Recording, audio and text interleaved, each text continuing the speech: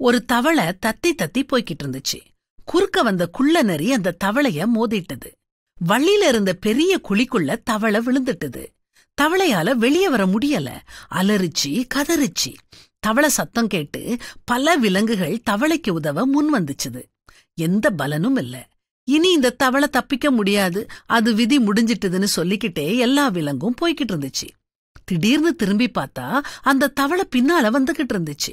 எல்லா விலங்குகளுக்கும் ஒரே ஆச்சரியம். தவளை பெருமிதத்தோட சொல்லுச்சு, என்னால முடியாதுன்னு நான் நினைச்ச வரைக்கும் என்னால முடியலதான்.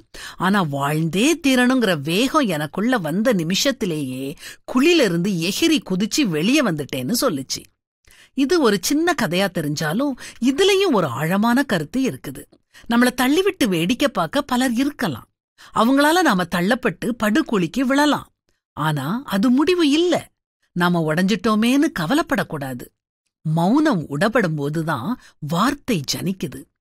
மொட்டு உடபடும் போது பூ மலர்ந்து வாசம் கமிழுது. பனிக்குடம் உடைஞ்சாதான் புதிதாய் ஒரு உயிர் பிறக்குது. உடைபடுதல்னா அழிவுறுதல்னு நாம தவறா அர்த்தம் கொண்டக்கூடாது. உடைபடுதல்னா புதிதாய் உருப்பெறுதல்னு அர்த்தம். ஒரு கவிஞன் எதையோ சிந்திச்சுக்கிட்டே தன்னுடைய தோட்டத்துல நடந்துகிட்டு இருந்தான். அப்போ தரையில விழுந்து கிடந்த ஒரு குருவி கூட்ட பார்த்தான். மனம் பதச்சிட்டான். மரத்துல மோதிய பெருங்காற்று அந்த கூட்டை சதைச்சு போட்டிருந்துச்சு. கூட்டை இழந்த பறவைய நினைச்சு வருத்தப்பட்டுக்கிட்டே தற்செயலா மேல பார்த்தா குருவி அதே மரக்கலையில புதிய கூட்டை கட்டிக்கிட்டு இருந்துச்சு. அந்த குருவி நமக்கு சொல்லிக் கொடுக்கும் பாடம்தான் என்ன? இழந்து விட்டத நினைச்சு மனம் இடிஞ்சிடக்கூடாது. இழப்பிலிருந்துதான் புதியதாய் பெரியதாய் இன்னொன்றை பெற முடியும். அதனால கீழே விழுந்துட்டோமேன்னு கவலைப்படாதீங்க. நீதிமான் 7 தரம் விழுந்தாலும் திரும்பவும் எழுந்திருப்பான். துன்மார்க்கரோ தீங்கிலே இடருண்டு கிடப்பார்கள்.